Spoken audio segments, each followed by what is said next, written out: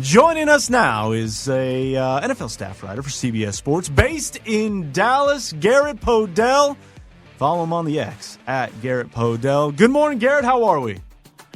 I'm doing great. Thank you so much for having me on. Always happy to talk ball here now that mandatory mini camps in the rearview window. We kind of have some time to reflect ahead of this break before training camp. All right, well, we got some questions about Micah, contracts, maybe a little ping pong, something, whatever's going on over there in Big D. But before we get there, I want to get the perception of the NFL staff writers over there at CBS. And we were asking the question to our audience, why do you buy into Pete Carroll?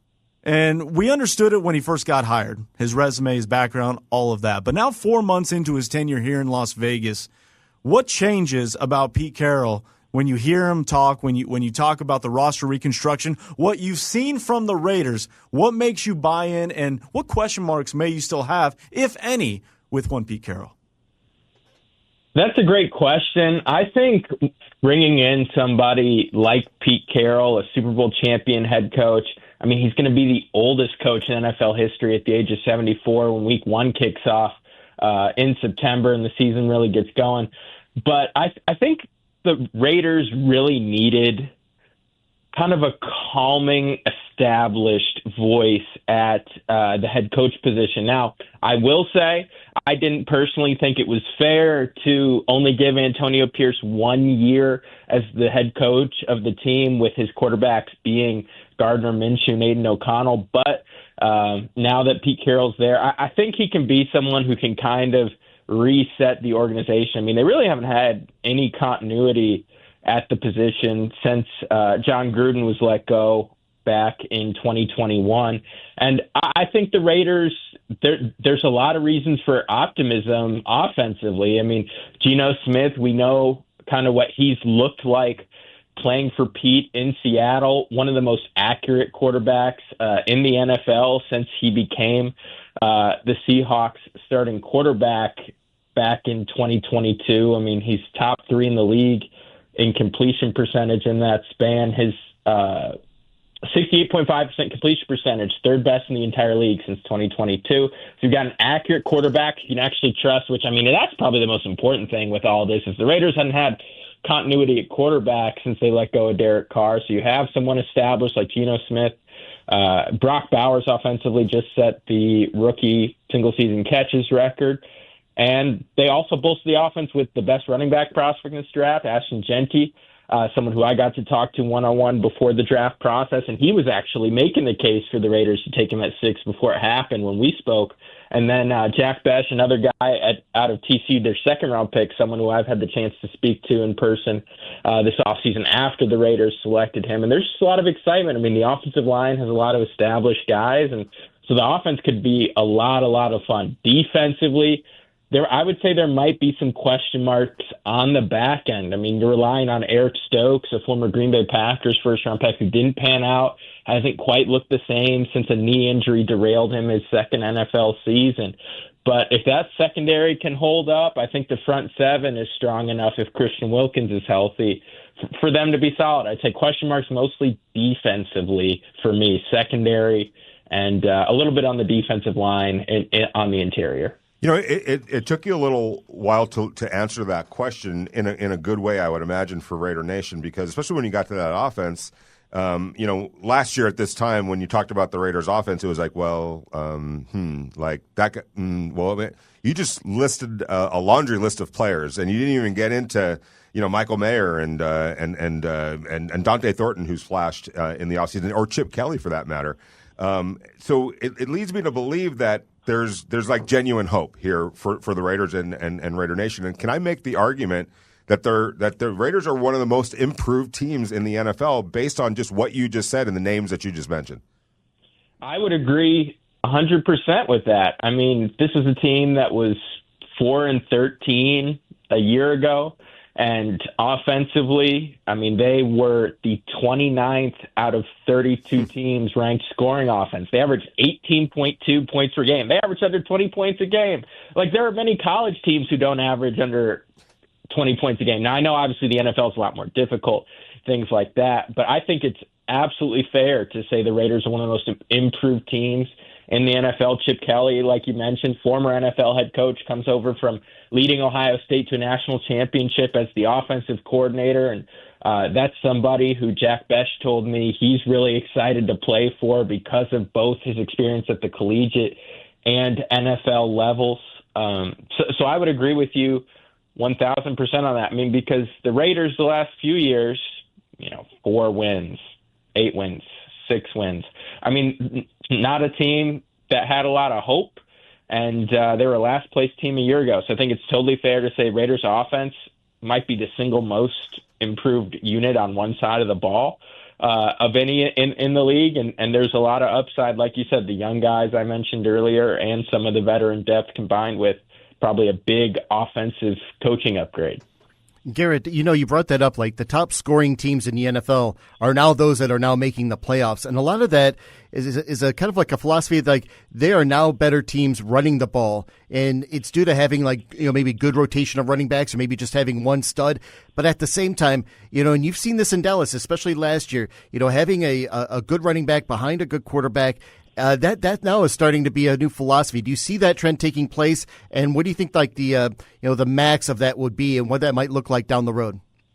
Yeah, I think you make a great point. The running game as a whole is kind of coming back around, and it's a little more in vogue than maybe it used to be. I mean, obviously in the early 2010s, there were the rules changes that really opened it up for the passing game.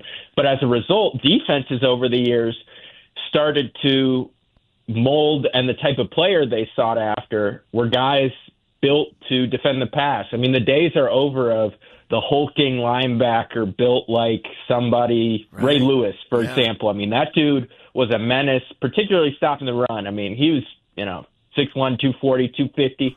I mean, today's linebacker, those guys are like 220, maybe 230. I mean, they're basically linebackers today, many of them could have played safety years ago, just going off build. Right. So as a result, it's kind of come all the way back around where offenses have realized, hey, we can win by running the ball, wearing out, and beating up on some of these smaller, lighter linebackers. And then once those defenses adjust and say, okay, we're done with that now, we're going to start scooting guys up to the line of scrimmage, boom, here comes the play action and the deep ball. I mean, you look at the Philadelphia Eagles, that was 100% their formula.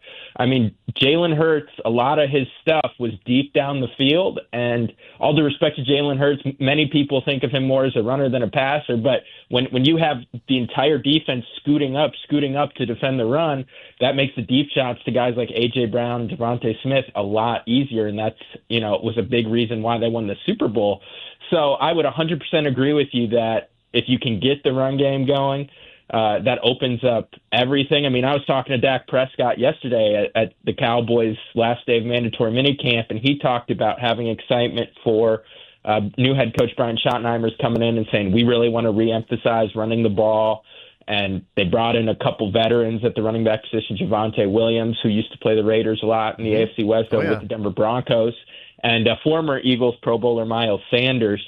So there's a lot of hope in Dallas that can be reestablished, because when Dak led the league in touchdown passes back in 2023, his last healthy season, and the Cowboys were the number one scoring offense in football a couple of years ago, that's because they also had a nice balance with Tony Pollard going over 1,000 yards. And Rico Dowdle was able to do that, but it was kind of late in the year that he really came on. They didn't really get the run game going early, and then Dak got hurt and the wheels came off. But yeah, I think it's very clear that if you don't have to be the Eagles, you don't have to have Saquon Barkley going for 2,000 to have a threatening run game. But if you have some, at least in tandem, or one guy who can, as a collective, go over 1,100 yards, 1,200 yards, and mix that with a confident passing game, I think there's a path to offensive success for sure. Garrett Podell, NFL staff writer for CBS Sports, based in Dallas. Let's just stay in your backyard. You just mentioned Dak Prescott, mentioning guarantees all of a sudden, talking about other people's contracts. Max Crosby becomes the highest paid non-quarterback in NFL history this past offseason. Then that changes very quickly, less than a week later or so, with Myles Garrett. And now Micah Parsons is sitting there saying, show me the money, Jerry.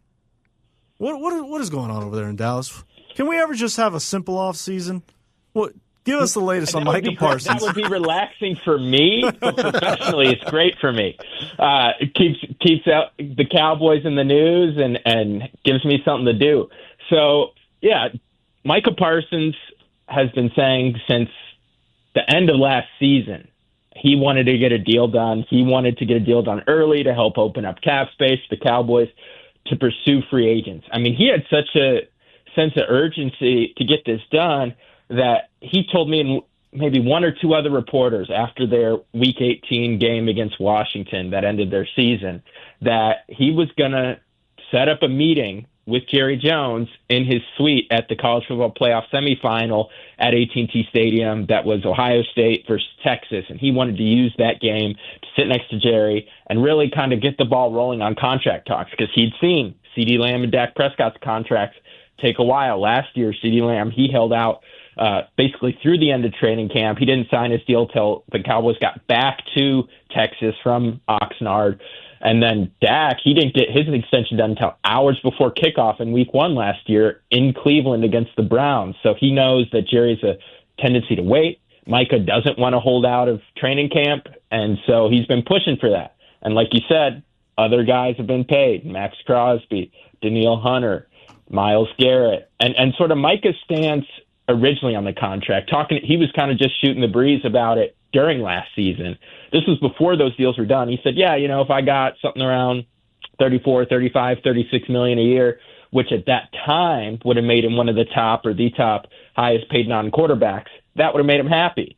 But since those deals have gotten done, Parsons has looked around and said it's more about respect, and he looks at his production, 12 sacks in each of his first 4 seasons, only guy in the NFL since sacks have been tracked in 1982 to have at least 12 sacks in each of his first 4 seasons in the league. He sees that. He just turned 26. He's younger than some of the guys who have gotten deals this offseason. And so he thinks because of those two factors, it's about respect, and he needs to see his number near at the top of the list. And now that's got him pushing for a $40 million average per year salary, which is what Myles Garrett got, or slightly above that on his new deal. So the longer Jerry waits, the more expensive this is going to be. But Micah would like to get it done. You've seen guys, Trey Hendrickson, TJ Watt, they didn't participate in mandatory minicamp. Micah, he showed up. He and Jerry, I actually watched him from afar, have a 25 to 30-minute conversation during the first mandatory minicamp practice. And Micah told us that it was productive. Jerry appreciated him being there. And Micah, he couldn't even execute the hold-in properly. He threw his helmet on and did a couple position drills on Wednesday. So he's showing the Cowboys, look, I want to be here. I want to play. But, Jerry, he likes to feel like the deal's just right to get guys signed. So it's going to take a little longer. I would project that maybe we don't hear something about it one way or the other until just around the start of training camp in July. But, yeah, Micah's price keeps going up. He's one of the best pass rushers in football. He would like to get it done because he doesn't want to hold out. I mean, he couldn't even successfully hold out a minicamp completely. Yeah, it's really not a question of if, but when at this point that deal gets done. He's scheduled to make $24 million, just over $24 million on the 5th-year option. When it does get done, and I believe that this will happen sometime in training camp, if not right before training camp, what do you think the number is going to look like? I mean, you've seen some other contracts, and then the extensions are like 0.01 more than the next closest person to make whoever it is the highest paid at their position. I mean, so Myles Garrett's average per year salary is $40. Yeah. I would project Parsons that goes 40.5, 41, something like that. I mean, Jerry hates resetting the market. I remember I asked Jerry last year after he extended CeeDee Lamb. I said, Jerry, how conscious were you of the top of the wide receiver market when signing this deal? Because at that time, Justin Jefferson was the top of the wide receiver market at $35 million average per year salary. CeeDee came in at $34 million APY. And Jerry grinned at me and he said, if you don't think I'm thinking about all that when I'm doing these deals, you're crazy. So Jerry Jerry very much does not enjoy making guys the highest paid at their position. He did do it for Dak Prescott because that's a quarterback. He waited so long, and quarterback is so important, and he didn't have any other option. He had no other choice. I don't know if he's going to feel the same way about Micah, but I could see that eventually becoming the case.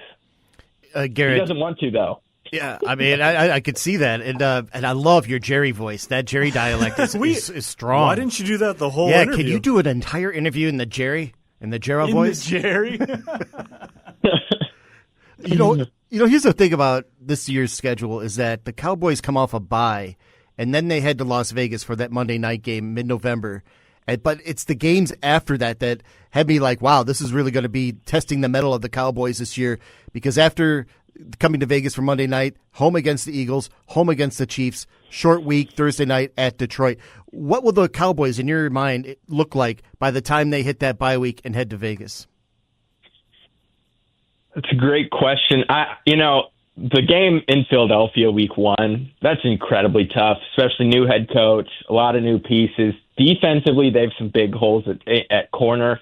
Opposite Deron Bland with Trayvon Diggs working his way back from a knee injury, and rookie third-round pick Shavon Revel, who many people thought could have been a first-round pick if not for a torn ACL, and they get him in the third, which they felt very strongly about.